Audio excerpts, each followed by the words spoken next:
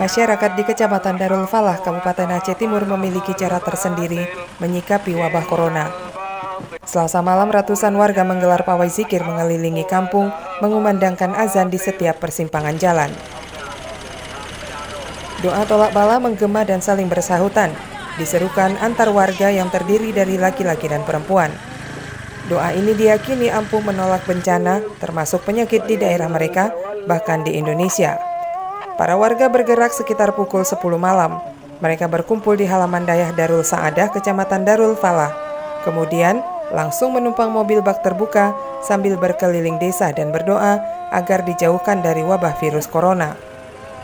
Zikir dan doa keliling ini adalah inisiatif warga untuk berdoa agar terhindar dari maraknya wabah virus corona.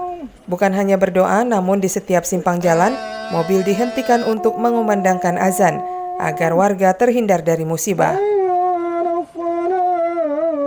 Tradisi ini sudah dijalankan warga setempat sejak dahulu.